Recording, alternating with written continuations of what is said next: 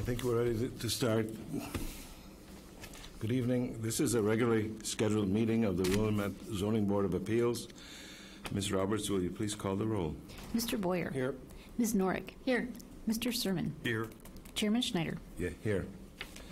Ladies and gentlemen, for those of you new to our proceedings, the purpose of this board is to hear evidence on applications for variances from our zoning ordinance on applications for special use.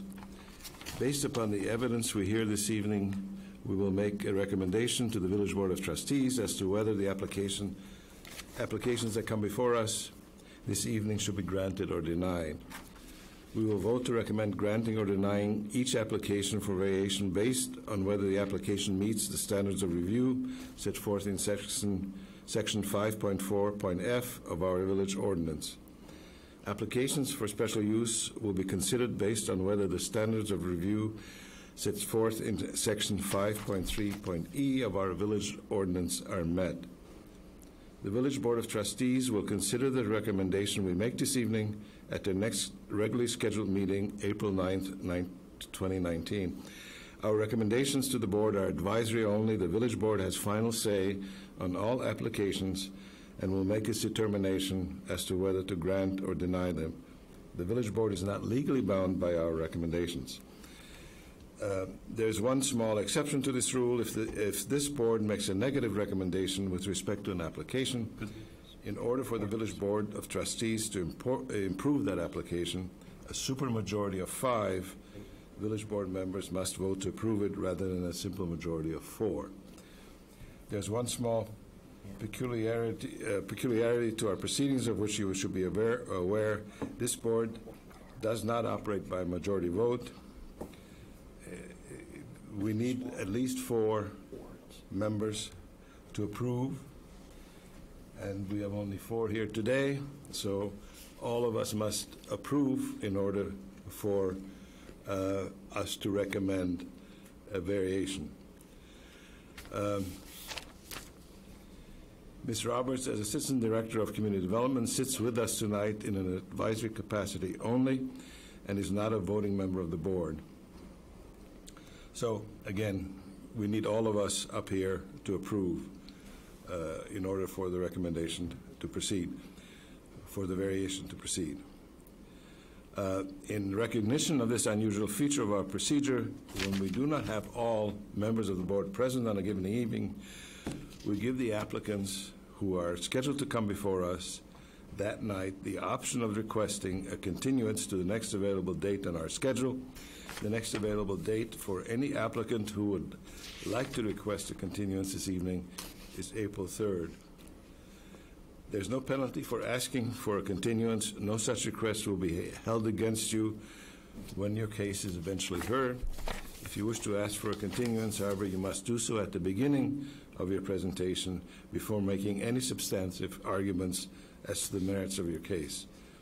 Please also be aware that if you request a continuance, there is no guarantee as to how many board members will be present on the evening to which your case is continued. The cases we hear this evening will be heard in order set forth on the pre-printed agenda located on the table at the door. When your case is called, please proceed to the podium, state your name and address, and tell us exactly why your application meets the standards of review that are applicable to it. Each member of this board is a longtime resident of the village and has visited your property during the past week.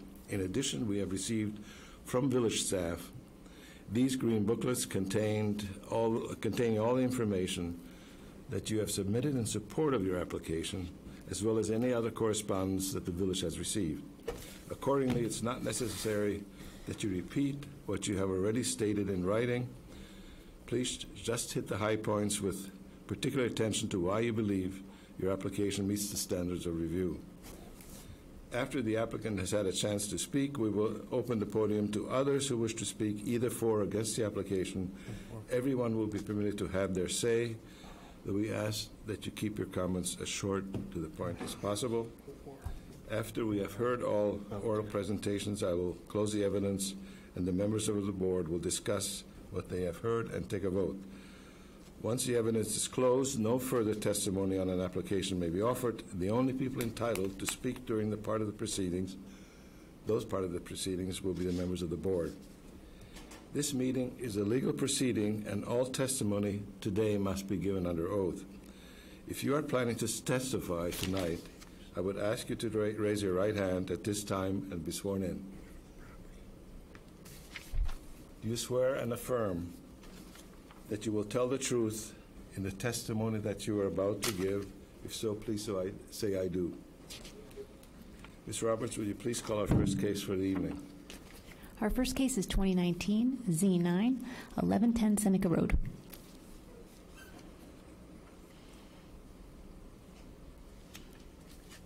Hi, I'm Roxanne Friel at 1110 Seneca Road, and I'd like to request a continuance. Thank you. Do you have a motion to continue this case? I motion to continue the case to a later date. Second. Second. All in favor? Aye. Just to clarify, April 3rd is the date we're tabling this case. For April 3rd. Yeah, thanks. Okay. Okay, thank you. We call the next case? Our next case is 2019 C7 500 Sheridan Road.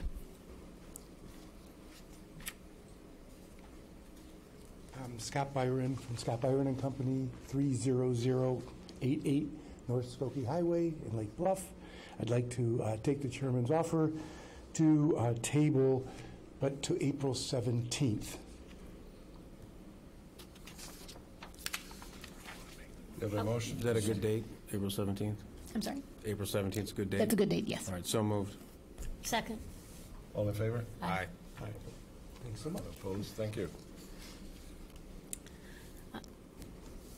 Our Next case, please. Our next case is 2018 C47 1160 Michigan Avenue.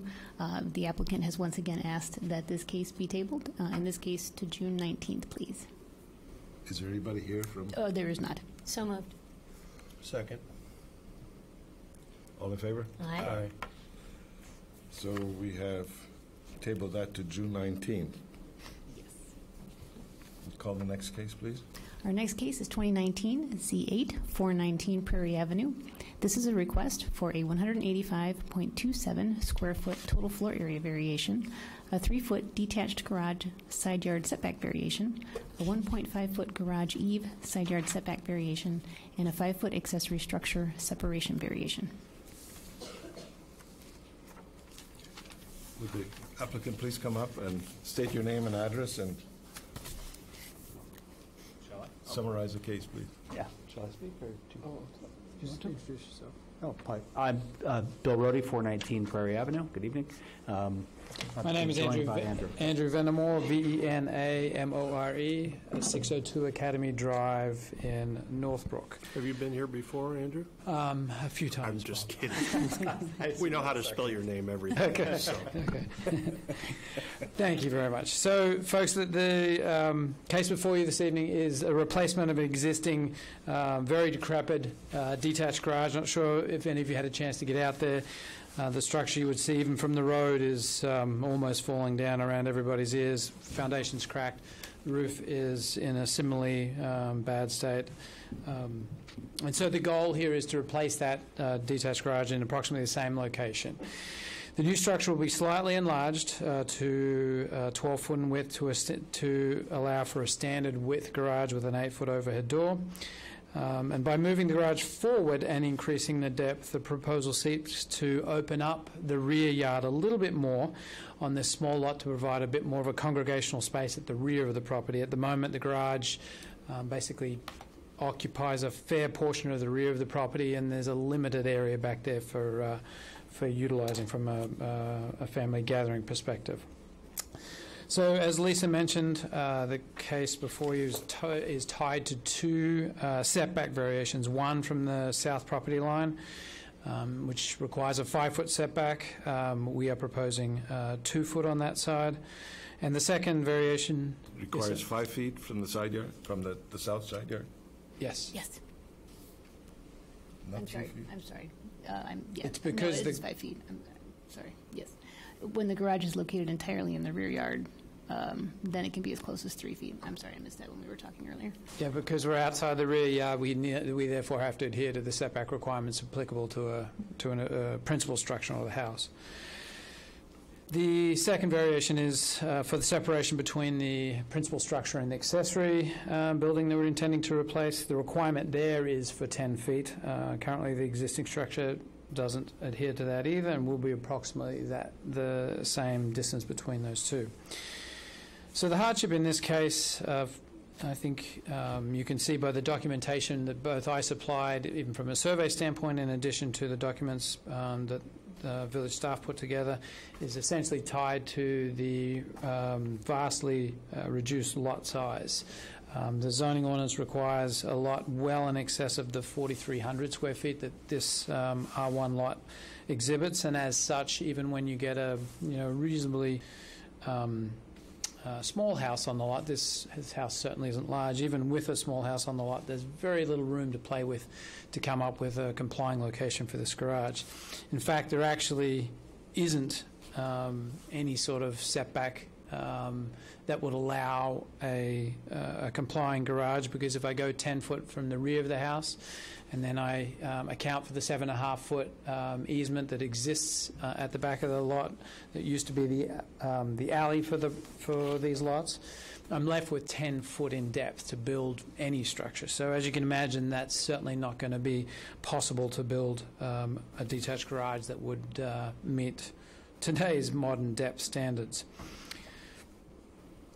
Can I ask a question? What is the existing total floor area variation? I mean, what is the deficit in floor area that it currently exists? So that's actually one thing that I was getting towards qualifying, that I'll use Lisa's help a little bit here as well. So the reason why this floor area variation is being identified in this application is because when this house when this lot came before the board, I think in 2017, for a variation to build an addition to the house, there was some areas of that proposal at that time that were not counted accurately during that process. So that variation for the addition, single story, first story and second story additions to the house was granted at that time based on the plans that were provided. When I submitted and we started going through the numbers again, it was determined that from that 2017 application, there was some areas that were not included that should have been included. So while my application, or this application, indicates that there are FAR variations being requested, those are actually tied to the previous case. This case is sort of just updating the numbers as it relates to the FAR. My project, or the replacement of this detached garage project, is simply requesting variations from the setbacks. The FAR is being included because it was mishandled previously. Any questions? So the FAR, I looked at it, and if you count the first and second floor, you can build 2,214 square feet. And then if you were to, and this is just quickly look at the calculations, so there's 21.73 square feet left over towards the garage. And then is there a garage bonus? Right. So the allowable goes up by the additional area of the garage. So the allowable goes up as the nonconformity goes up, so it should stay the same. Oh, okay. What is the bonus for something like this? 440? The max would be 440, yeah. Oh, okay. But they're only getting 288. Oh, okay. So they're still within the FAR. Right, correct? Right. Just to clarify, as Andrew was saying, it appeared from when we were reviewing the application this time that the rear deck was not included in floor area on the previous application, so that added another 22 square feet. But when I tried to roll out all the numbers so you could see that it was just the floor area for the garage, there were still some different numbers, I think, based on having a different plat and just enough, a little bit here, a little bit there that was different. So we are approving an increase in FAR as well as the setbacks. Well, the increase, to to the extent that it was for the deck that wasn't included before, but it was part of the approved plan. Okay. So that's part of what's rolled into this now. Okay. As far as what the applicants are trying to do, sorry, I should point out that was a different applicant too, a different owner at that time. What the applicants are trying to do now is basically maintaining the same non-conforming level That they have. that exists now, just From an FIR standpoint. Exactly, then, yes. So it's really just approving the setbacks then. That's really what's Okay. changing, if that makes sense. I think perhaps to, unless we went to 441 square feet, the defined FAR wouldn't change just because that's included under that bonus. Obviously, we're nowhere near that, nor could we be based on the predicament that we're faced with on this lot to begin with. Sure. So I think, overall the issues and a lot of this in the previous case too, I think was tied to this the difficulty of dealing with these small lots, particularly along this street. There are a bunch of homes that have limitations as far as this is concerned. There are homes in this immediate neighbourhood, even with a lot size like this, that have somehow or other squeezed 2-car garages on these lots. Obviously, they'd be significantly non-conforming, and we are not intending to do that. It's just simply a matter of replacing what is there. To that end, Bill had the chance over the last week or so to chat with the two more critical neighbours, the neighbour directly to the south, who will see this structure most closely, and I asked him to go and chat with the neighbour behind. Obviously, they'll really see little impact, and in fact, the objective that we're trying to achieve by bringing the garage forward is to open up that rear yard. So in both cases, both homeowners were very appreciative of what was being proposed and were on board with what we're looking at here. So if there are any further questions, we'd be happy to answer those. Lisa, there was no communication submitted from any of the neighbors? No. Okay. Any other questions? Thank you. You can have a seat, and I need to ask whether anybody in the audience wishes to speak for or against this application. Seeing no one, I will close the testimony and open it up for a motion. I move to recommend granting the request for 185.27 square foot or 4.24% total floor area variation, a 3.0 detached garage side yard setback variation, and a 1.5 foot garage eve side yard setback variation, and a 5.0 accessory structure separation variance for 419 Prairie Avenue in accordance with the plan submitted. Second. I think it's a very reasonable request. It's a small lot. The garage is in poor condition, and I think they're just bringing it up to current standards and adding a little bit extra space for storage and everything else. So if you have a 2-car garage, you can get a little more storage in, but this, they'll have behind it. So All right. I can support it.